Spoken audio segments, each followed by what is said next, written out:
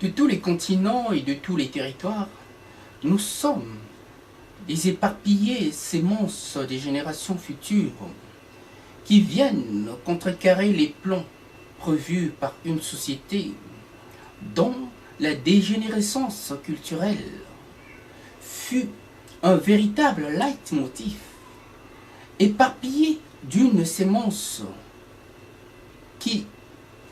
depuis, parcourt le monde, toujours à la recherche d'un bien-être qui n'est autre que un mieux-être de vivre ensemble. Par rapport au temps qui nous est imparti, si nous aimons aller au-devant des choses, c'est pour mieux occuper cet espace,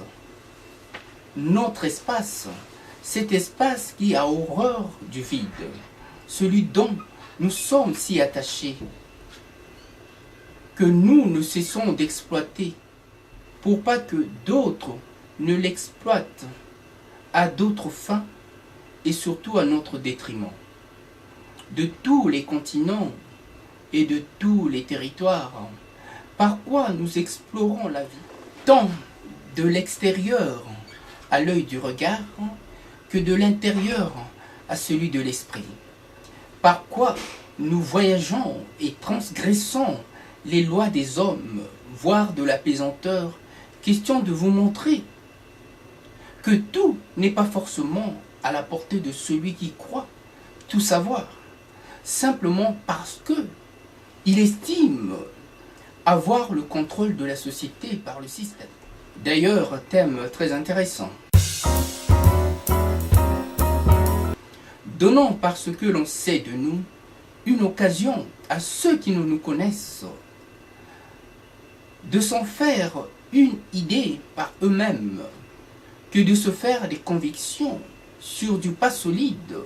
qui leur a été rapporté et par quoi ils nous jugent, nous accusent, voire nous condamnent au point même de nous envoyer au bûcher. Ceux qui ne nous connaissent sont toujours à des années-lumière de ce que nous sommes.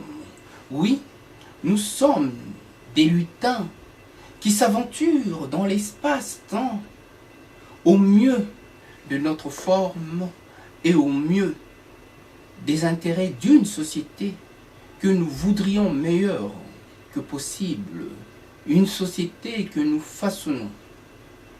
Par là, faire valoir l'autorité dans les vraies règles de l'art. Oui, l'homme est un paradoxe si troublant, qui ne fait pas toujours ce qu'il dit, mais voudrait par ailleurs les voir appliquer,